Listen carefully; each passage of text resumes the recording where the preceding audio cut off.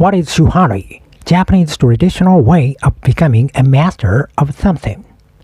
Shu Ha Ri is a Japanese concept that originated in the context of Japanese martial arts, specifically in the practice of Aikido.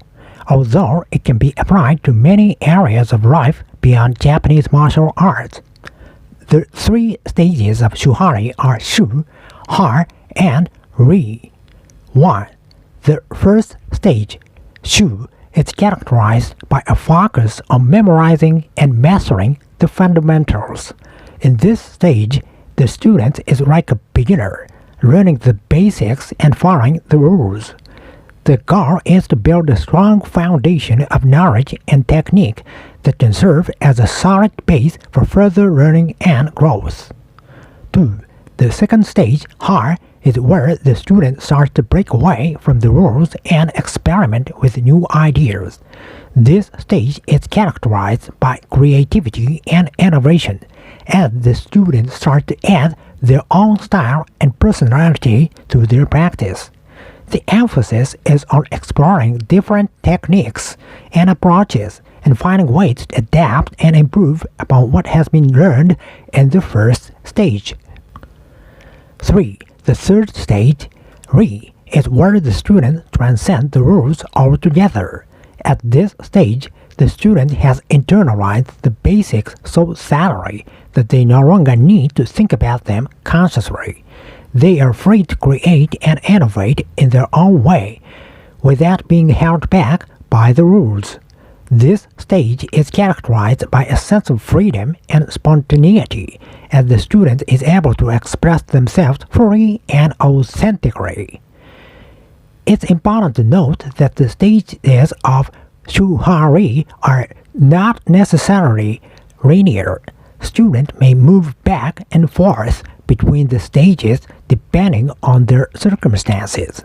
For example, when learning a new skill or a technique, a student may need to return to the Shu stage in order to master the basics before moving on to the Ha stage.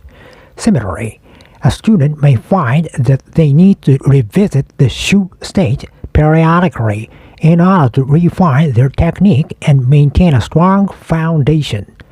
Overall, the concept of Shu Ha Ri emphasizes the importance of balance between tradition and innovation, and the need to develop a strong foundation of knowledge and technique before exploring new ideas and approaches. It is a useful framework for learning and growth in many areas of life, not just in Japanese martial arts. The concept of Shu Ha Ri is not just about the individual practitioner, but also about the relationship between the practitioner and the teacher. In the Shu stage, the student followed the teacher closely and learned the fundamentals. In the Ha stage, the student starts to experiment and innovate, but still relies on the teacher for guidance and feedback. In the Ri stage, the student has become a master in their own right and may even have their own students, but still maintains a deep respect for their teacher. Shu Ha Ri can be applied not just to physical skills, but also to mental and emotional development.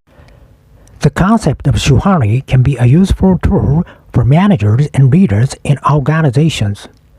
By understanding the different stages of learning and growth, they can provide appropriate support and guidance to their employees.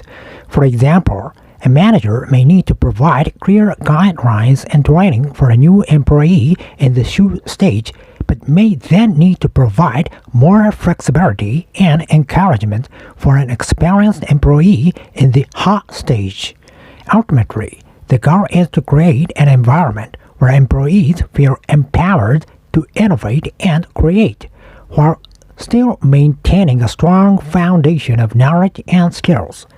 Overall, Shu Ha Ri is a rich and complex concept that has many applications beyond Japanese martial arts.